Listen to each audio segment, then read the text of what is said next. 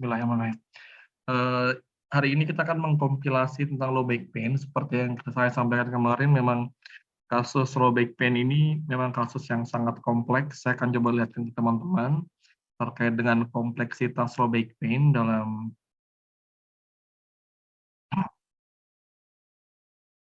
dunia fisioterapi sekarang ya, terutama yang sekarang. Nah, kalau teman-teman lihat di sini, sumber keilmuannya muskuloskeletal orthopedic fisioterapi yang menjadi sumber keilmuan kita dalam melaksanakan treatment yang terus akan update adalah di sini.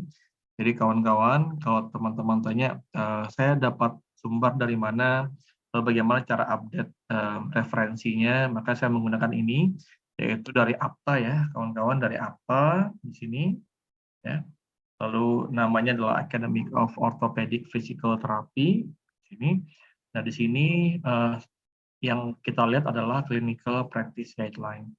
Nah, ini ada 3 kategori. Yang pertama adalah Published CPG, artinya CPG yang sudah dipublish. Yang kedua adalah Underdeveloped atau dalam masa revisi.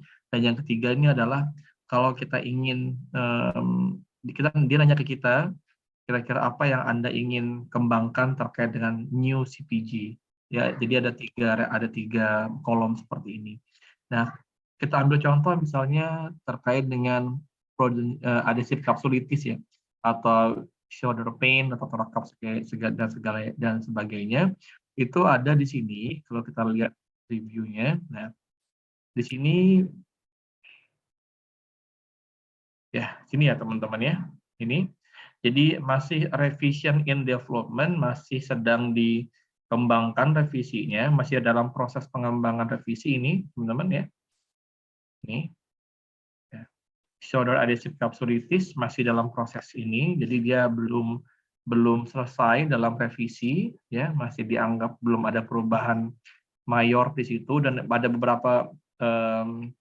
beberapa kasus terkait dengan elbow misalnya, atau distal radial fracture, lalu ada chronic pain pada musculoskeletal, pelvic pain, lalu temporomandibular disorder, ini masih sedang dalam pengembangan oleh CPG. Jadi ini adalah Academic Orthopedic Physical Therapy yang memang semua mata dunia itu pedomannya dari sini. Ya, karena dia sudah yang mereview bukan orang sembarangan, memang expert di bidangnya, terutama di bidang muskuloskeletal ortopedik, teman-teman sekalian. Ya, sini. Nah, bagaimana dengan low back pain? Ya, low back pain sudah masuk di sini ya, masuk ke publish CPG dia yang sudah dipublish CPG-nya. Anda bisa lihat dia adalah 2 teratas ya, yang paling atas awalnya ini yang paling baru, lalu ada lagi yang baru terkait dengan hamstring strain injury untuk atlet sini. Ini adalah guideline yang baru untuk hamstring, jadi teman-teman yang belajar tentang olahraga harusnya pedoman di sini. Karena ini baru dikeluarkan 2022. Nah, yang kita pelajari selama ini tentang low back pain ya, itu ada di sini, yaitu Intervention for Management Acute and Chronic Low Back Pain Revision 2021 di sini ya. Jadi yang mengerjakan segini banyak orang, teman-teman sekalian. Ya, mungkin ada 20 orang nih yang mengerjakan dan PhD semua, dan PhD-nya PhD PT, jadi dia S3 dan S3-nya adalah S3 fisioterapi. Ya, sini. Ya, juga ada di PT itu dokter of physical therapy, jadi memang tidak sembarangan yang menulis ini ya, yang mereview tentang CPG ini. Nah, dalam CPG ini ada dua ya, tiga, bisa disebut tiga lah. Ada 3 hal yang kita bisa download ya, yang kita bisa unduh. Yang pertama adalah intervensinya itu sendiri, ya, CPG 2021-nya. Lalu kita juga bisa unduh perspektif untuk pasien terkait dengan intervensinya. Yang terakhir adalah decision tree. Nah, ini saya akan bahas yang ini nih, yang terakhir. Ini yang paling kompleks ya. Decision tree ini yang paling kompleks untuk melihat low back pain. Mungkin sekarang teman-teman belum begitu menggunakan, tapi yakinlah 2-3 tahun lagi pasti ini menjadi buku pedoman teman-teman sekalian ya, dalam melihat low back pain ya, bagaimana low back pain itu terjadi dan sebagainya ya. Nah, kita akan coba buka satu-satu teman-teman di sini. Oke. Saya mau lihatkan teman-teman dari yang edisi awal ya, di tahun 2021. Nah, ini adalah CPG tahun 2012 ya. Kita lihat ya di sini. Dia dikeluarkan di April 2012 ya. Ini CPG-nya. Jadi sebelum 2021, jadi 2021 ke bawah, semua orang di dunia itu sangat berpedoman terhadap kriteria ini. Ya, inilah kriteria yang digunakan ya. Recommendation, low back pain impairment, function based classification, kriteria with recommended intervention. Jadi ini digunakan cukup lama ya teman-teman. Dan sekarang juga masih digunakan sebenarnya untuk ini ya, masih bisa digunakan. Karena masih tidak perubahannya tidak begitu masih bisa diterima oleh beberapa kalangan ya. Jadi kalimatnya adalah dia berdasarkan dengan ICF base kategori ya, teman-teman sudah barang tentu paham. Jadi bisa dilihat di sini misalnya dia membagi acute low back pain with mobility deficit, ini adalah ICF base kategorinya. Kalau teman-teman ingat ICF itu kan adalah International Classification on Functional and Disability ya.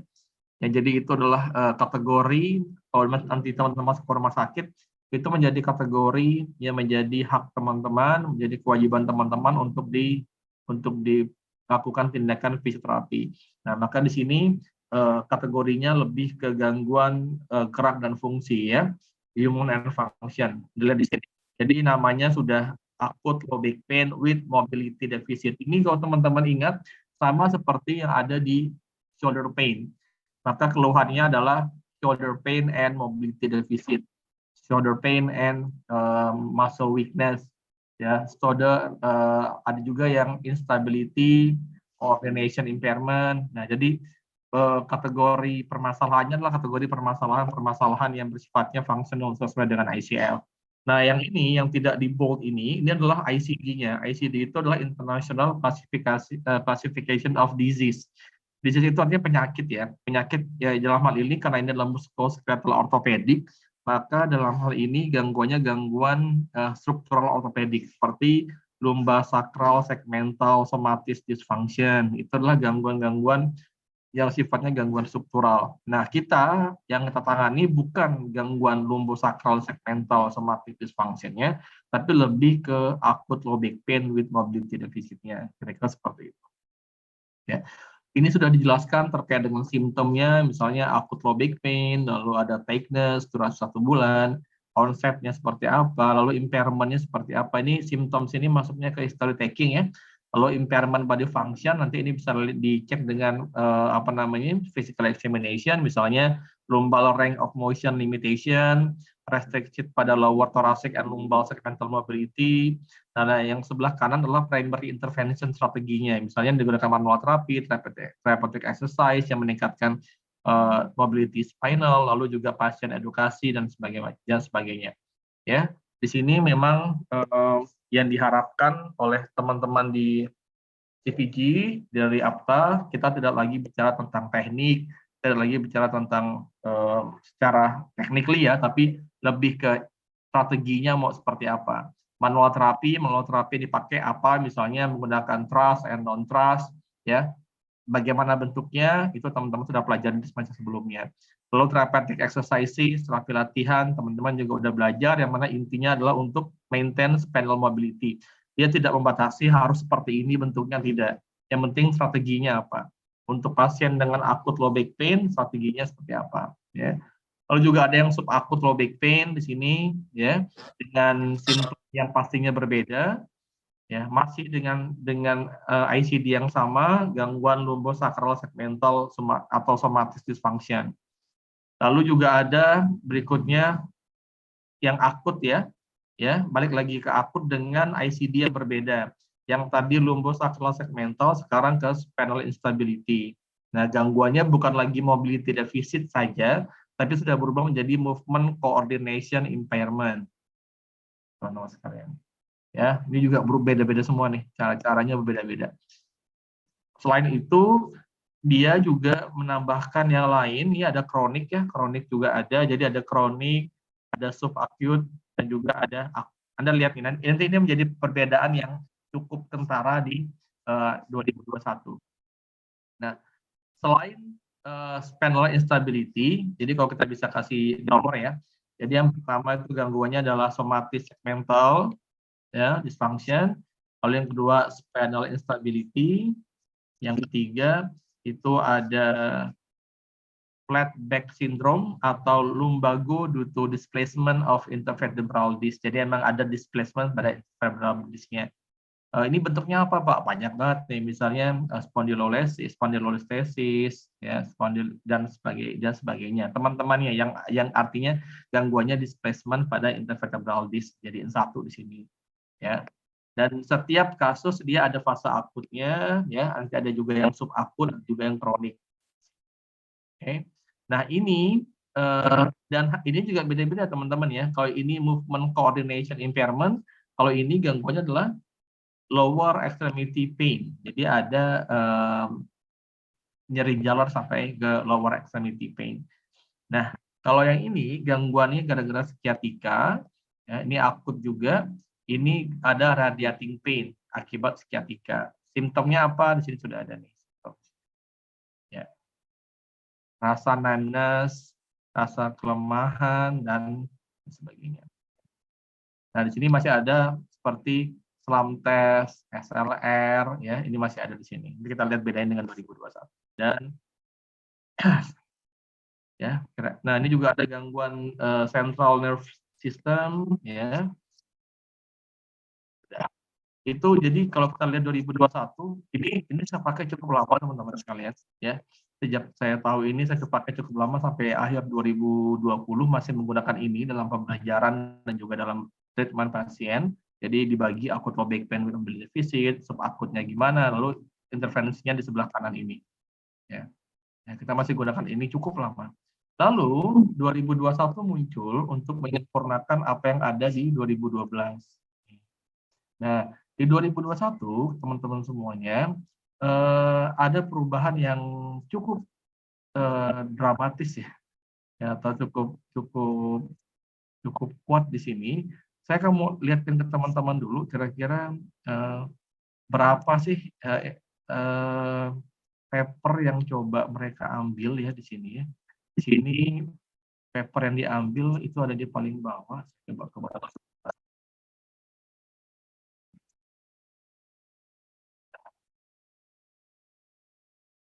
Jadi dia mengambil dari 177 paper teman-teman sekalian. Ini kehebatannya CPG yang dari Amerika. Dia telah membaca 177 single artikel untuk bisa merekomendasikan hal-hal itu. Nah, itu yang cukup menarik sekalian. Dan paper-paper yang digunakan juga paper-paper yang yang dalam jangka waktunya cukup baru ya, kalau kita lihat di sini ya. Jadi dia itu menggunakan paper-paper di tahun, kita lihat di sini metodologinya. Ini.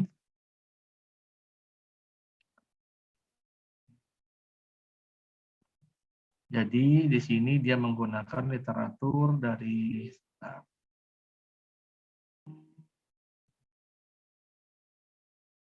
ya 2004, 2020 dia masih gunakan sampai sekarang ya, ini ya.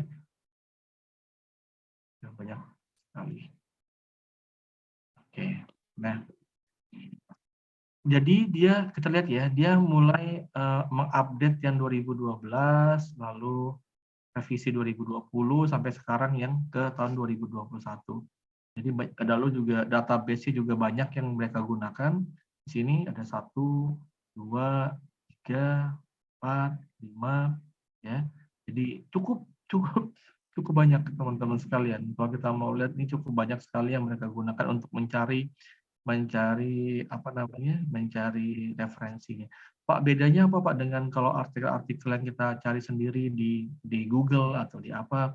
Nah, di sini mereka sudah melengkapi teman-teman. Mereka sudah melengkapi critical appraisal di sini. Nah, di sini. Ya, nih, ini adalah critical appraisal-nya. Jadi dia menilai kalau systematic review, nanti dia menggunakan Amstar. Kalau misalnya bentuknya RCT, dia pakai apa? Jadi pakai Pedro scale. Jadi sebelum dimasukkan ke dalam artikel yang masuk dan layak dibaca, itu sama dia difilter dulu. Nah, itu makanya nilai CPG itu tinggi sekali. Selain jumlahnya banyak, yang mereview juga banyak orang yang ahli di bidangnya, dan juga artikelnya pun telah difilter dengan berbagai macam tools sesuai dengan paper yang nanti akan digunakan, jenis penelitiannya akan digunakan. Jadi keraguannya biasnya menjadi sangat rendah, teman-teman sekalian, dalam CPG. Nah, kita lihat ya. Yang pertama di CPG itu dia merubah pasien grup tadi, ya. Kalau pasien grup di tahun 2012 di sini 2012 maka dibedakan menjadi akut, subakut, dan kronik ya. Jadi kalau teman-teman lihat di paper sebelumnya dibagi 3 tuh, akut, subakut, dan kronik low back pain. Ya. Lalu 2021 maka dia hanya mengenal akut dan kronik. Nah, kenapa hal ini terjadi? Dia juga jelaskan, teman-teman sekalian. This decision was based on the lack of an accepted standard for definition subacute pain. Jadi bilang lack of accepted standard. Jadi lack of itu lemahnya standarisasi penerimaan tentang definisi subakut itu seperti apa. Ya, akhirnya komite itu memutuskan, decided itu memutuskan. Komite itu siapa? Komite itu ya orang-orang yang menulis ini, itu memutuskan bahwa untuk membedakan LBP itu cukup dengan akut dan juga kronik. Nah, ini hal yang paling fundamental saya lihat di sini. Ya, yang paling fundamental terjadi. Maka dalam low back pain yang tahun 2021, kita hanya mengenal pasien itu adalah akut dan kronis, low back pain with leg pain, ya. Sorry. Ya. Saya ulangi ya. Dia mengenal akut dan kronis saja, yang mana kalau akut itu patokannya less than or equal 6 weeks. Jadi akutnya bukan akut seperti injury, sport injury ya. Jadi kalau akutnya sport injury kan 1-3 hari, ya, 1-3 days. Tapi kalau akutnya low back pain yang di sini itu adalah akut yang jangka waktunya 6 minggu. 6 minggu itu 1,5 bulan ya, kurang lebih. Masuknya ke akut, teman-teman sekalian. Pak, kalau misalnya 7 minggu berarti masuknya apa, Pak? 7 minggu secara otomatis dia masuk ke chronic low back pain. Nah, itu dulu yang pertama. Pastikan dia akut atau chronic low back pain. Berikutnya, low back pain with leg pain. Nah, dia membagi juga nih, low back pain-nya ada leg pain apa tidak ada leg pain. Itu yang penting juga. Ya, seperti yang minggu lalu kita lihat bahwa leg pain itu sangat berpengaruh dalam penentuan nanti dia masuk kemana, apakah rehabilitation ataupun yang self-care management. Ya, di sini dia bilang, teman-teman sekalian, bahwa yang disebut dengan leg pain ya itu bisa saja above atau below knee. Jadi nggak ngaruh mau di atas lutut ataupun di bawah lutut tetap disebut sebagai leg pain. Oke, lihat ya. Jadi yang pertama ini penentuan akut dan kronis, kedua penentuan dia punya leg pain apa tidak. Yang ketiga, menentukan low back pain ini elderly apa bukan atau older adults apa bukan. Kalau dia umurnya 60 ke atas, masuknya adalah older adult. Kalau dia di bawah 60, berarti masuknya no older adult. Ya, Pak, beda ya Pak dengan yang shoulder pain ataupun dengan knee pain kemarin, beda. Ya, beda. Kalau yang knee pain dan shoulder kan 45 tahun ya masuknya. Ini dia masuknya ke 60 atau lebih ya, 60 atau lebih.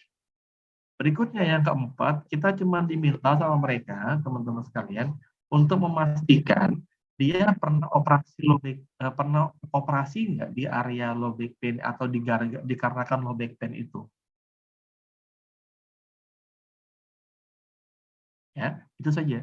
Jadi yang pertama memastikan dia kronik apa akut, yang kedua ada leg pain apa tidak, yang ketiga adalah older apa bukan, yang keempat adalah post operatif low back pain apa enggak. Udah itu aja Pak. Yang pertama-tama ditentukan.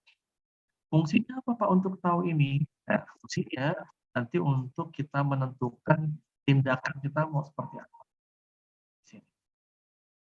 Ya, sudah pas dulu di awal sebelum masuk ya, teman-teman di sini.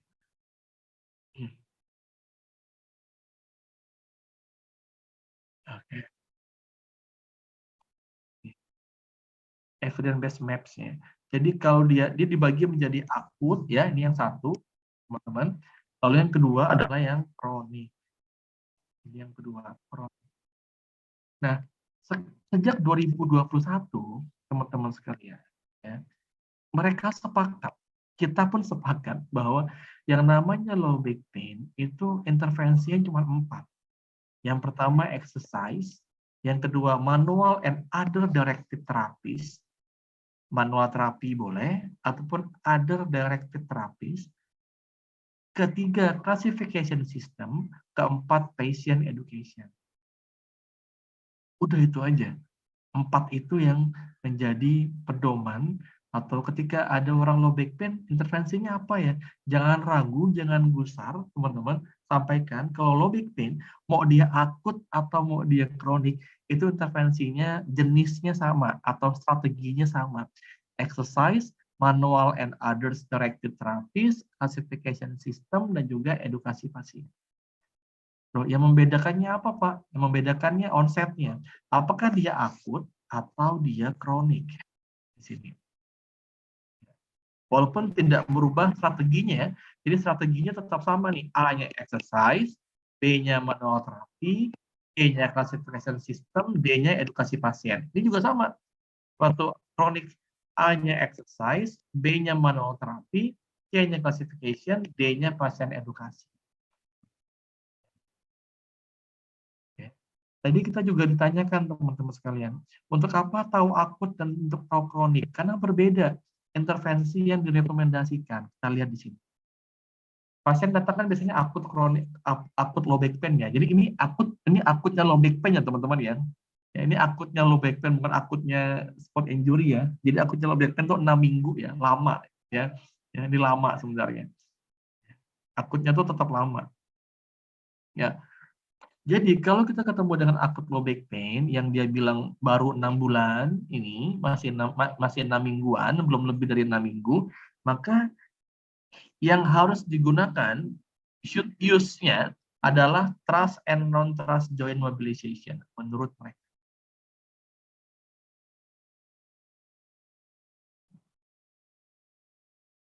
Pak, ini bicaranya gimana, Pak? Dan udah belajar di manual terapi ya. Dan ini untuk melakukan ini emang harus sertifikat dulu ya. Jadi kita nggak bisa asal. Jadi emang ada sertifikasi khusus untuk trust mobilization karena itu cukup beresiko. Di Indonesia nanti kalau salah bulan depan itu ada sertifikasi untuk manual terapi atau mobilization trust joint.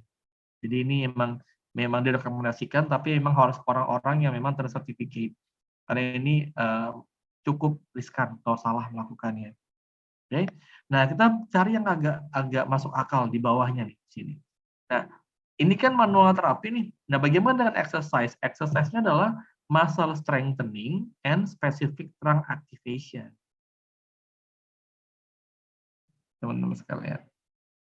Yang exercise, itu pun kalau dia punya leg pain. Jadi kalau dia akut, dia punya leg pain, berarti masuknya ini. Berikan specific trunk activation, ya, bisa dengan bridging, bisa dengan pelvic tilting exercises, bisa dengan mengaktifkan otot-otot tertentu, ya, tergantung mana yang bermasalah, bisa dilakukan di sini. Atau muscle strengthening and endurance. Ya. Kalau dia punya leg pain, sekali lagi. Pak, kalau nggak punya leg pain, gimana Pak? Nih, geser sebelahnya, geser ke sebelah sini. Boleh soft tissue mobilization, ya, mobilisasi soft tissue biasa, ya, atau massage. Ini juga bagus.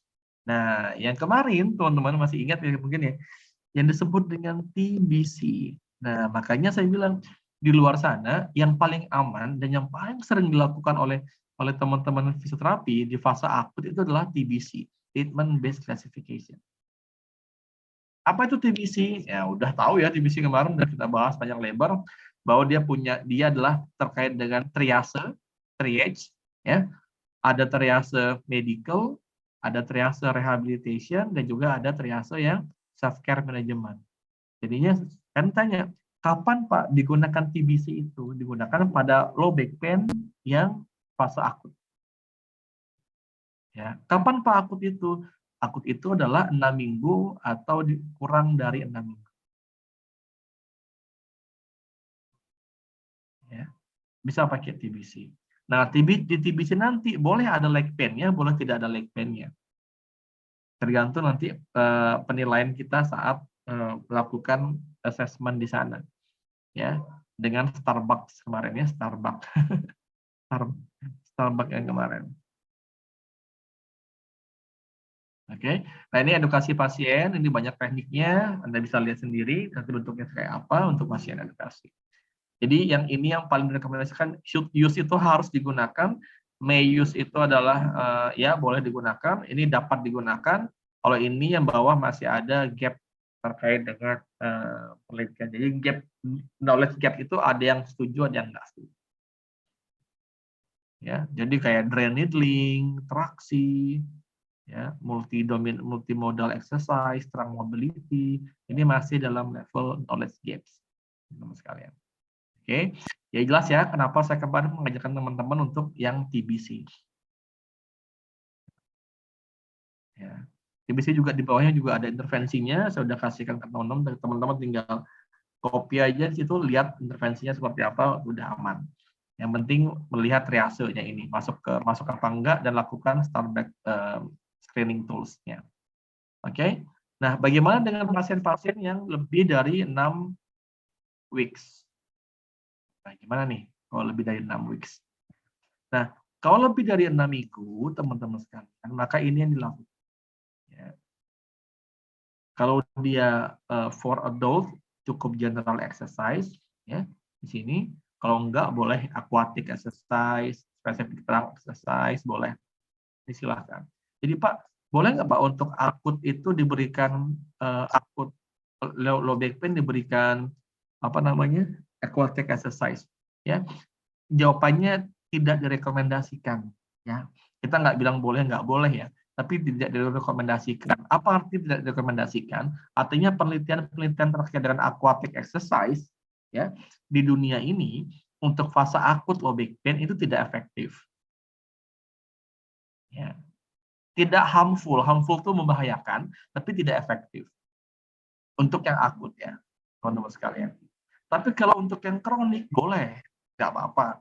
Artinya more than 6 weeks, Anda boleh kasih aquatic exercise. Dan teman-teman juga udah belajar kan, apa itu aquatic exercise-nya. Ya. Tuh. Anda bisa pakai yang lain, banyak sekali di sini ada aerobik, specific trunk, mobilization, silahkan. Ya. Nah, untuk klasifikasi yang lain atau yang lainnya, Anda bisa lakukan ini nih, kalau dia punya leg pain. Nih. Ya. Specific trunk activation, movement control, Anda bisa lakukan itu. Pak, caranya gimana Pak? Nggak usah males, Anda lihat di Google apa itu disebut dengan movement control. Ya, ini sudah diajarkan pastinya di exercise terapi. Saya tidak mau ulang ini, ya nanti biar tidak habis waktunya. Oke. Pak, di mana level dari treatment based classification saat kronis levelnya sudah turun ke kuning nih. Tapi masih bisa digunakan teman-teman sekalian. Ya, makanya karena kalau di Jakarta atau di kota-kota besar kan agak ini ya, mereka mungkin ribet akan ganti-ganti klasifikasi, jadi mereka pakai TBC aja. TBC artinya di kronik masih bisa digunakan, lalu di akut juga bagus apa namanya level evidence-nya. Jadi mereka pakainya TBC yang kemarin. Oke.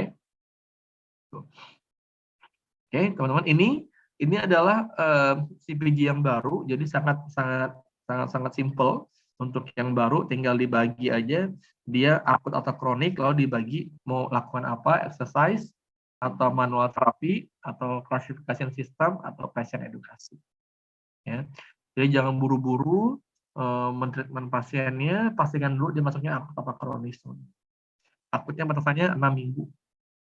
Ya, 6 minggu. Tanya ke pasiennya udah berapa lama mengalami low back. Oke.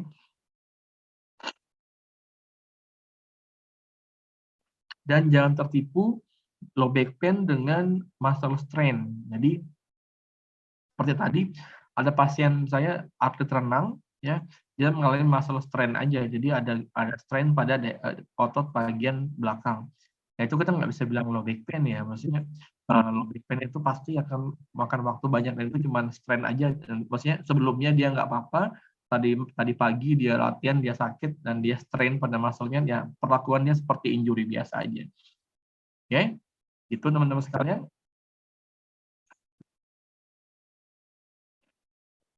Lanjut ya kita ya. Nah, berikutnya, nah ini yang paling susah sih menurut saya. Ini yang paling susah.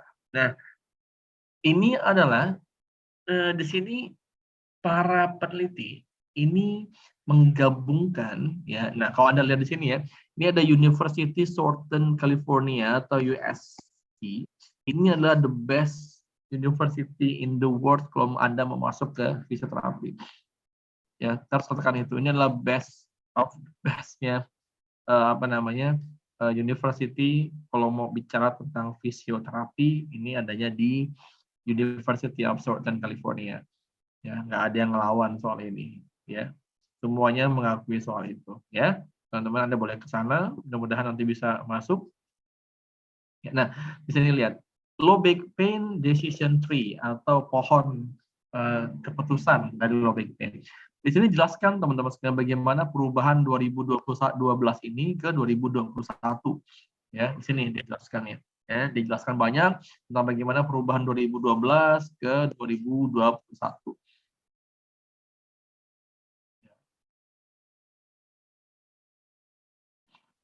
Yaitu sangat sangat sangat sangat berarti ya, perubahan ini menjadi revisi yang cukup cukup menggemparkan di dunia pada saat itu. Nah, jadi sini adalah dia coba mengintegrasikan rekomendasi dari tahun 2012 ke CPG tahun 2021. Nah, ini yang menarik nih. Ya, kita lihat. Saya yakin teman-teman kalau hari ini belum mau buka ini, ya, pasti dalam tahun-tahun berikutnya, apalagi nanti kalau udah mulai skripsian, Anda pasti akan buka ini. Karena ini adalah sumber keilmuan utama yang digunakan di dunia terkait dengan low back pain untuk saat ini, teman-teman sekalian. Ya, nah, kita lihat. Nah, ini dia low back pain decision tree-nya. Ya, understanding low back pain experiences. Jadi mulai dari assess for pain related psychology distress, ini menggunakan StarBack screening tool yang nomor 1. Tapi yang lain juga ada seperti Orebro ataupun Ospro, tapi yang memang menjadi panutan atau menjadi yang pertama itu adalah StarBack screening tools. Jadi kalau tanya kita butuh nggak assessment untuk psikologi distressnya, bisa ya, itu butuh dilakukan. Kalau dalam TBC itu dilakukan ya teman-teman ya. Kalau di TBC dilakukan sebagai awalannya untuk mengetahui psikososial risk statusnya. Tapi ada orang juga yang tidak menggunakan pendekatan dari TBC ya, tapi tetap ingin melakukan assessment pada psychological distress, boleh, nggak apa-apa. Jadi bisa digunakan StarBack screening tools sebagai bahan evaluasinya. Yang kedua untuk baseline outcome, jadi ini adalah outcome dasar untuk fungsional, itu bisa pakai OSV yang paling utama, ada juga Roland Morris Disability Questionnaire, dan ketiga pasien specific functional health. Jadi kalau ada yang tanya nanti apa alat ukur atau apa indeks fungsional yang paling tepat digunakan pada pasien low back pain, maka jawabannya OSV. Yang kedua ada Roland Morris Disability Questionnaire. Ini sama seperti pertanyaan ketika di shoulder pain bertanya apa functional index terbaik di shoulder pain. Maka kita akan jawab SPADI, lalu the DAS, ya, Anda bisa jawab seperti itu, sama seperti itu, ya. Nah, lalu bagaimana subgrupnya? Subgroup klasifikasi Anda lihat perubahannya nih. Di sini langsung akut dan kronik ya. Tidak ada subakut lagi. Lalu yang ketiga ada medical condition. Nah, karena dia lihat memang medical condition itu menjadi red flag ya, menjadi red flag dalam low back pain, maka diberikan kalimat seperti ini. Nah, kita lihat sekarang. Intervention, selection, and implementation itu consider the patient perspective. Jadi kalau tanya apa yang mempengaruhi kita melakukan intervensi, yang pertama perspektif pasien terkait dengan belief-nya. Nah, ini saya sampaikan di awal dulu bagaimana fakta dan mitos ya. Lalu juga ada barrier and facilitator. Barrier itu adalah hal yang menghalangi dan juga fasilitasi hal-hal yang mengakselerasi tujuan dari si pasien ya. Tujuannya artinya menghilangkan low back pain ya. Terus lanjut teman-teman sekalian bagaimana PT berkolaborasi dengan yang lainnya dan bagaimana menggunakan rekomendasi yang ada di guideline tadi. Yang mana di sana elemen-elemennya itu best evidence-nya adalah untuk non pharmacological intervention. Jadi juga cukup menyenangkan bagi kita bahwa kita mereka menyatakan bahwa best evidence-nya itu adalah non pharmacology intervention ya, sesuai dengan visio ya, jadi tidak perlu pharmacology. Ya. Ini yang tadi sama teman-teman sekalian. Nah, kita masuk ke bagian yang ditunggu-tunggu nih pembagiannya. Dan ini cukup membuat saya surprise waktu pertama kali buka ini, dan ini luar biasa bagus kok menurut saya. Ya, dia dibagi dua langsung teman-teman sekalian, akut dan kronik di sini. Ya, lihat ya, akut dan kronik. Nah, dia mengkombinasikan yang ada di 2012 dan 2021. Ini bagus ini. Dia mengkombinasikan yang ada di tahun 2012 dan tahun 2021. Lihat di sini. Jadi dia tidak ada lagi subakut yang mana 2012 ada. Dia cuma akut dan kronis. Ya. Lalu selain itu, dia langsung teman-teman sekalian menentukan apa ICF problemnya. Seperti ini. Contoh nomor 1 ya. Acute low back pain with movement and coordination impairment. Ya, jadi gangguannya tuh ada low back pain disertai dengan koordinasi gerak, movement coordination. Nah, suggested match intervention. Jadi ini adalah suggested itu yang disarankan, intervensi yang disarankan. Yang mereka sarankan adalah ini: specific trunk activation training, trunk muscle strengthening and exercises, thrust mobilization. Nah, ini mengkompilasi yang tadi. Kalau yang tadi itu kan akut, lalu kronis ya, teman-teman, lalu ada masing-masing dibagi exercise, dibagi manual terapi and directed terapi, ada treatment based classification, ada edukasi. Nah, ini langsung jadi satu. Ya, jadi low back pain-nya mana? Low back pain yang gangguan movement and coordination impairment. Chronic pain, chronic low back pain yang mana? Chronic low back pain yang movement coordination. Nah, jadi dia langsung seperti itu contohnya. Langsung memberikan gambaran-gambaran seperti itu. Ya.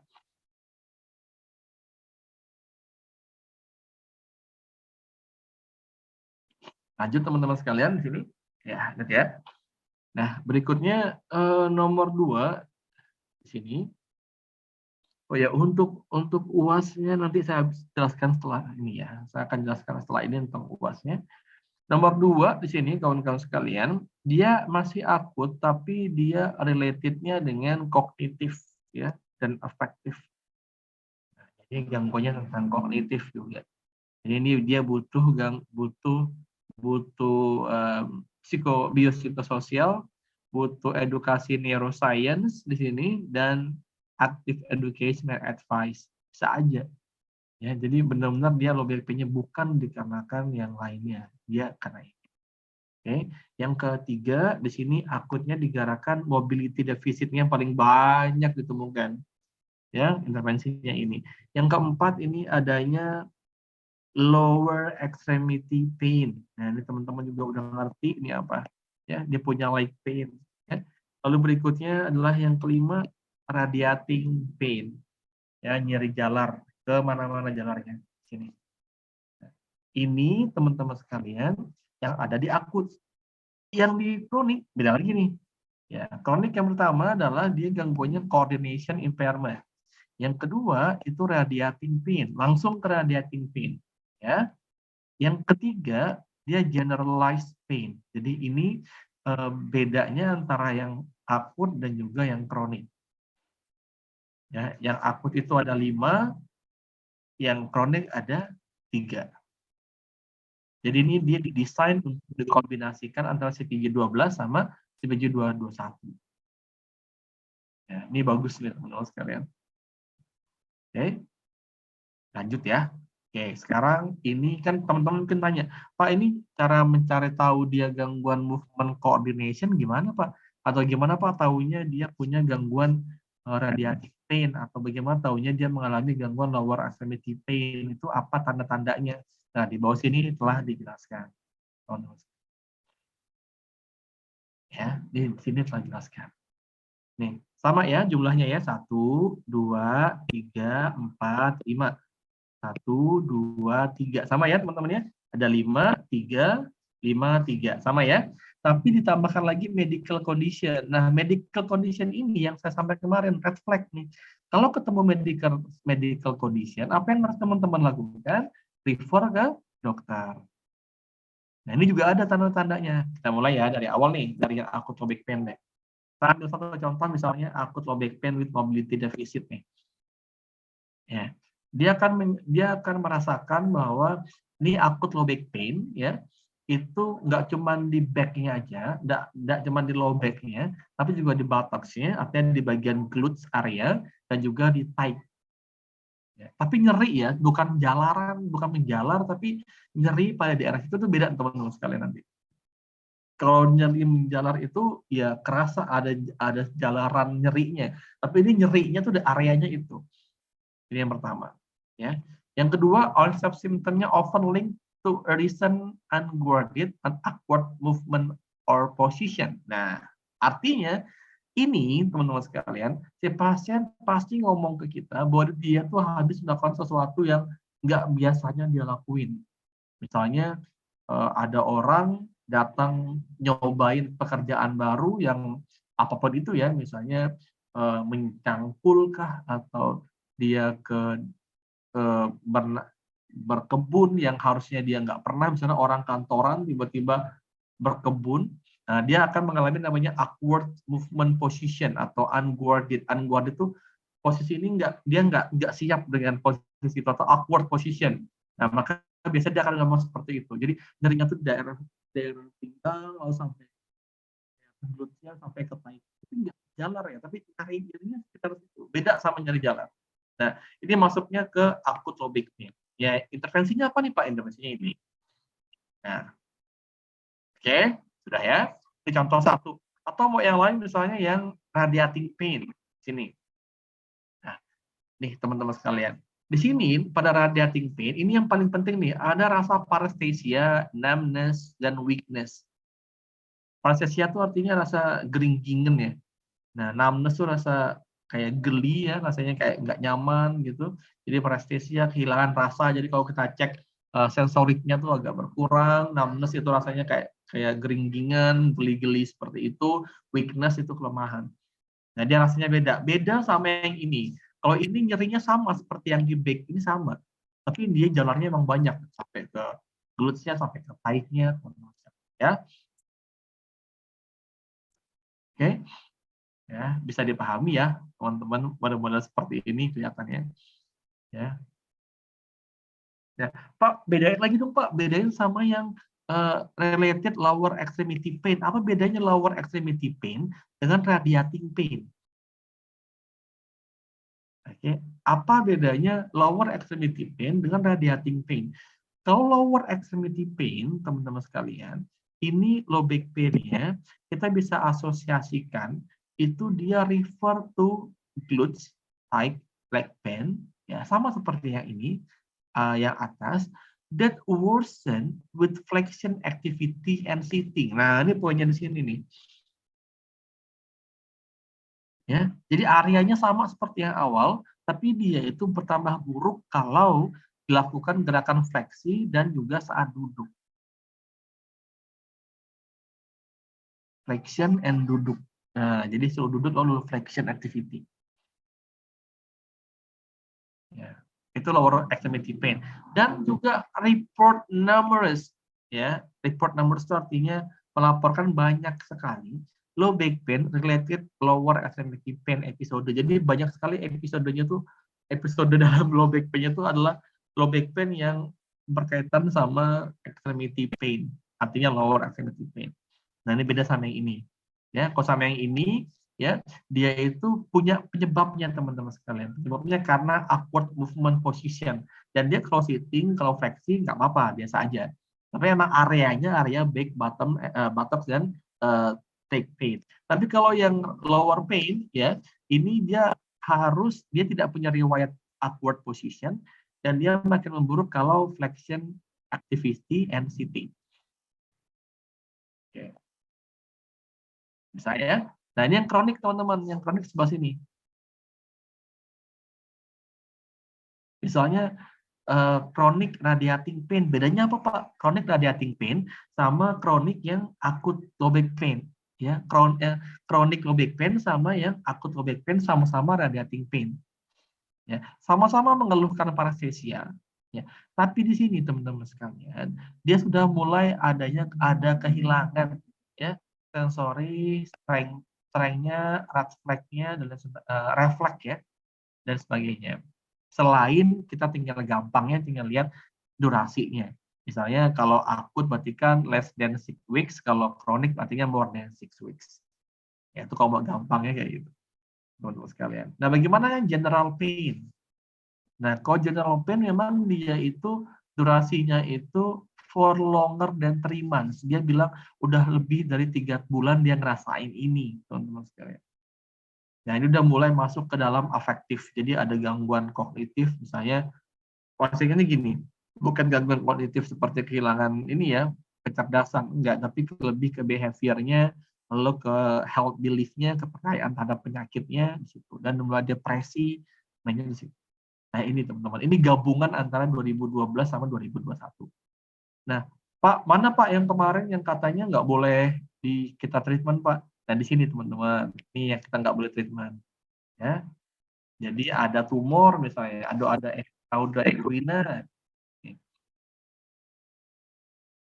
misalnya nyerinya tuh terus saja, ya nyerinya terus saja seperti tumor nih ya, nyerinya terus konstan ya, tapi itu nggak berefek, tidak tergantung dari posisi activity atau ya itu nggak tergantung. Jadi mau posisinya apa aja sakitnya tuh konstan aja teman-teman sekalian.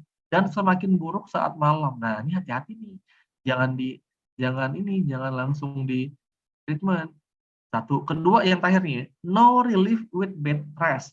Jadi ketika dia bed rest, ya dia nggak makin enak gitu. Harusnya orang bed rest kan kalau dia istirahat, dia bed rest, dia makin nyaman. Yang ketiga di sini unexplained weight loss. Jadi tiba-tiba, Bu, Ibu beratnya berapa sih, Bu? Saya beratnya dulu 75, sekarang tinggal 50 misalnya dalam 1 minggu. Nah, ini unexplained weight loss nih. Padahal nggak lagi diet, nggak lagi apa, tiba-tiba hilang sendiri berat badannya. Ya, ada juga misalnya cauda equina, ini banyak nih, saya ada 3 di pasien cauda equina syndrome. Misalnya kan banyak atlet para sport kan yang kena cauda equina syndrome. Ya, dia kena saddle anesthesia. Apa itu saddle anesthesia? Jadi anestesinya kalau kita naik sepeda kan saddle tuh, ya ada saddle sepedanya. Nah, area itu tuh anestesia, nggak kerasa, teman-teman sekalian. Oke, yang berikutnya ada gangguan pada urin dan inkontinensi, bisa retensi urin ataupun inkontinensi urin di situ. Ya, lalu weakness-nya ini progresif teman-teman sekalian, kehilangan. Jadi wah banyak sekali ya ini contoh-contoh di para sport ini, gangguan-gangguan progressive weakness sampai dia nggak apa extremity-nya tuh sampai mengecil ya, sampai tidak ada kekuatan tuh banyak karena adanya cauda equina syndrome. Oke, berikutnya misalnya ada infeksi. Ini udah kelihatan ya kalau infeksi ya. Ini misalnya kelihatan dia demam, ya misalnya ini. Ada bengkak, lalu dia menggunakan obat, interferon drugs. Nah, itu udah pasti dia punya infeksi. Atau yang berikutnya adalah spinal compression fracture. Nah, ini janganlah kalau kayak gini ya, pada faktor seperti ini, ya ini hati-hati. Ya, artinya dia bilang, oh saya itu kemarin kena major trauma ya, teman-teman ya. Karena teman-teman bisa nanya cuma minor trauma, bisa Bapak pernah jatuh Pak, itu nggak berimpact. Ya, yang dia mau adalah major trauma. Ya, misalnya vehicle accident, kecelakaan bermotor, ya atau jatuh dari tempat tinggi, ya atau direct blow to spine, artinya ada tabrakan langsung terhadap spine-nya. Nah, ini dia. Ya, Pak, kalau yang minor trauma gimana Pak? Misalnya jatuh, oke, nggak masalah. Tapi dia punya osteoporotik biasanya. Ya, kalau dia punya osteoporotik, jadi kayak jatuh lalu mengangkat beban berat itu bisa jadi permasalahan nih di sini, teman-teman sekalian. Ya, Nah, ini yang paling serem, yaitu abdominal aneurysm. Aneurysm itu adanya, kalau bahasa gampangnya, jadi pembuluh darahnya itu kusut. Aneurysm. Jadi, kusutnya memang karena dia, besarnya tuh nggak sama ya. Jadi ada yang gelembung di daerah tertentu, namanya aneurysm, gitu. Jadi ada kemungkinan dia pecah, dia menyumbat, dia macam-macam, ya, aneurysm. Jadi harusnya kan pembuluh darah kan seperti ini ya, teman-teman ya. Nah, bagus ya. Jadi dia nanti aneurysm tuh ada yang gede kayak gini, nah namanya aneurysm, ya, di pembuluh darah. Nah, biasanya nyerinya pada back, abdominal, dan groin pain. Groin pain itu selangkangan ya, jadi pada selangkangan.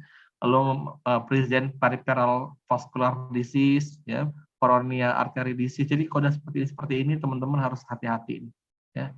Jadi ini adalah red flag teman-teman yang kalau dia punya kayak gini, jangan di treatment teman-teman, kasih ke dokter aja. Oke. Nah, kalau yang ini sama teman-teman, ini nggak ada perbedaan saya rasa. Ya, ini sama aja kayak yang tadi di bawah, cuman ini sistemnya pakai rule in dan rule out. Ini sama seperti yang shoulder pain kemarin. Ya, kalau ini lebih ya, ini lebih ke history taking. Ini udah mulai masuknya ke daerah physical exam, misalnya limitasi pada lumbal, anvil pada lumbalnya, dan lain sebagainya, ya. Ini teman-teman bisa baca semuanya di sini. Nah, ini juga ada teman-teman sekalian, ya. Ini semuanya udah mulai masuk ke daerah-daerah spinal examination, apa namanya, physical examination. Ini sama semuanya kayak di atas. Oke. Oke. Ini tadi akut, ini yang kronik teman-teman sekalian. Ya, ini. Ini suggested intervensinya sama kayak yang di atas juga, ini cuma diperpanjang aja sama dia tulisannya, ya, semuanya. Nah, jadi ini benar-benar menggembirakan dunia ortopedik muskuloskeletal, karena sekarang mereka sepakat yang namanya low back pain itu adalah akut dan juga kronik.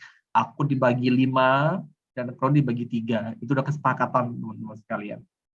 Ya, itu udah menjadi kesepakatan bersama. Jadi kalau akut itu ada 5 penyebabnya, kalau kroniknya ada 3. Kalau akut punya movement coordination, kognitifnya bermasalah, sama afektifnya, lalu juga mobility deficit, lower extremity pain, dan juga radiating pain. Kalau kronik ada generalized pain, radiating pain, dan juga adanya gangguan pada movement coordination. Dah itu aja. Ya, untuk apa namanya? Untuk low back pain.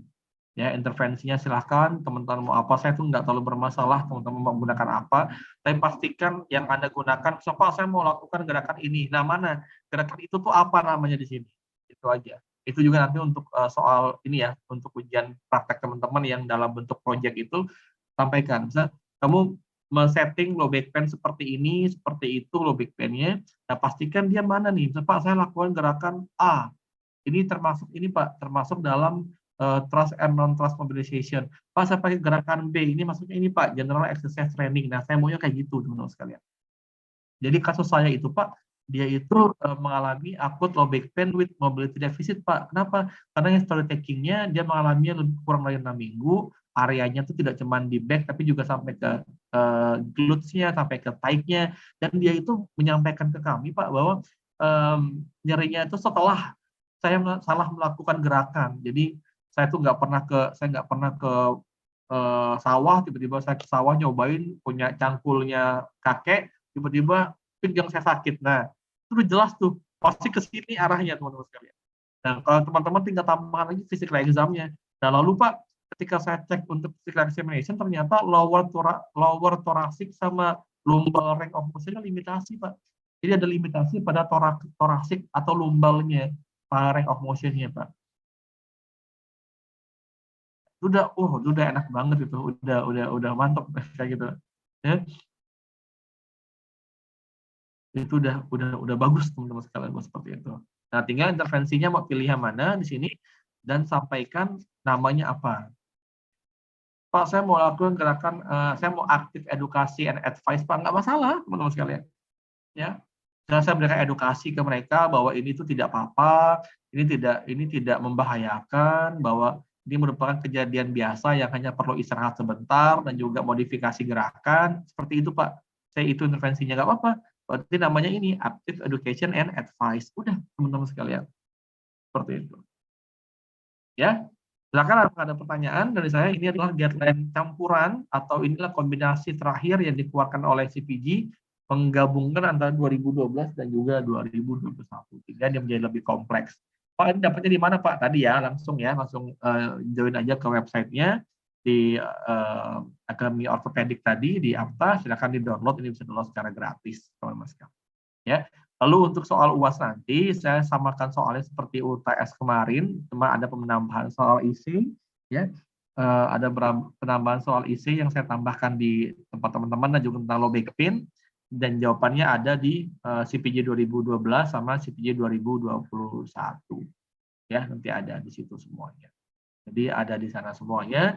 Oh iya, nanti juga sistemnya open book ya teman-teman sekalian. Jadi sistem ujian ini tetap bentuknya open book, jadi teman-teman bisa lihat buku, tidak usah khawatir. Jadi asalkan teman-teman bawa referensinya ini pasti bisa jawab karena semuanya di sini.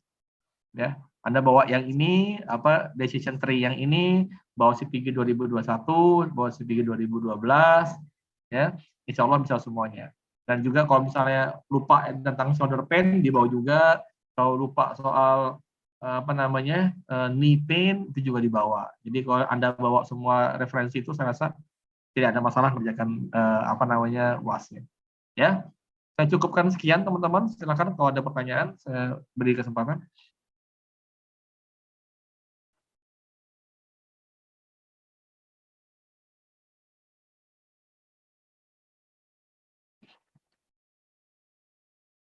Silakan teman-teman.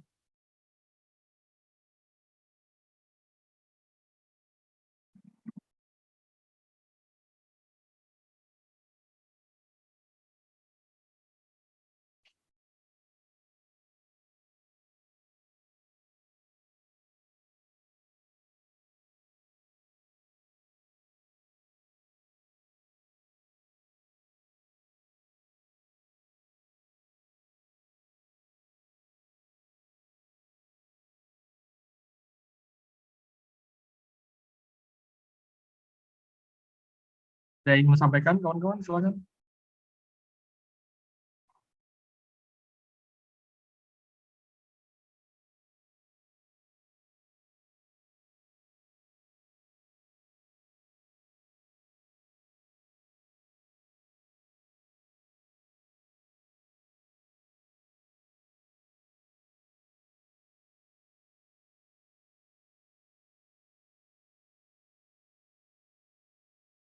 Silakan teman-teman.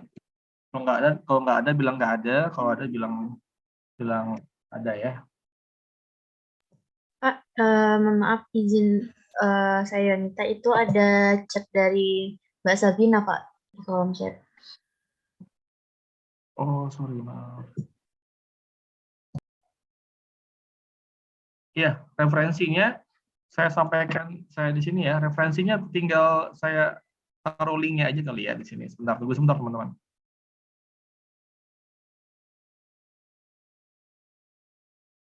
Saya taruh di sini. Nah, ini cara di sini ada semuanya.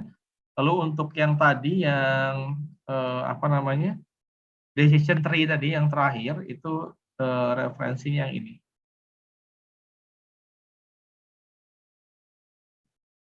Oke. Oke, siap. Silakan dibaca.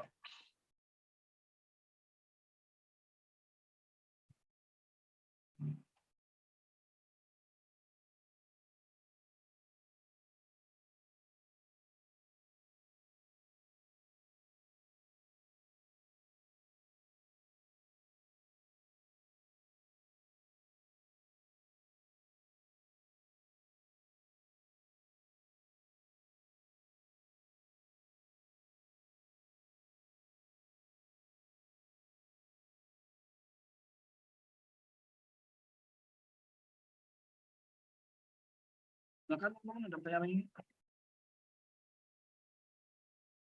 Soalnya open book ya, kawan-kawan ya.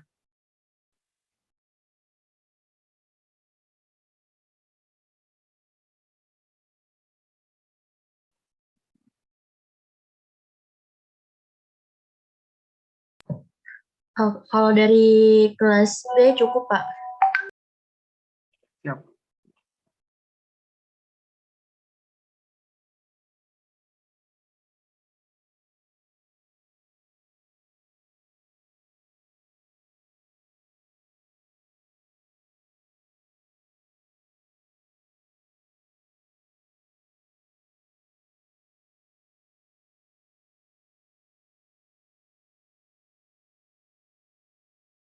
Baik, kalau tidak ada pertanyaan, saya tutup ya teman-teman. Nanti silakan kalau ada yang ingin didiskusikan lagi.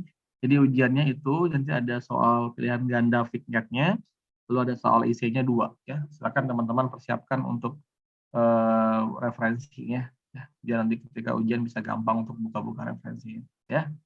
Tapi jangan sampai teman-teman kalau sudah ada yang punya soal saya kemarin mungkin yang UA, UTS itu jangan sampai dibawa ya teman-teman ya. Kalau dibawa teman-teman menjadi kecurangan. Jadi jangan sampai itu dibawa. Kalau dibawa teman-teman nilai langsung A. Ya, tolong diperhatikan hal seperti itu. Oke, terima kasih banyak. Assalamualaikum warahmatullahi wabarakatuh. Waalaikumsalam warahmatullahi wabarakatuh.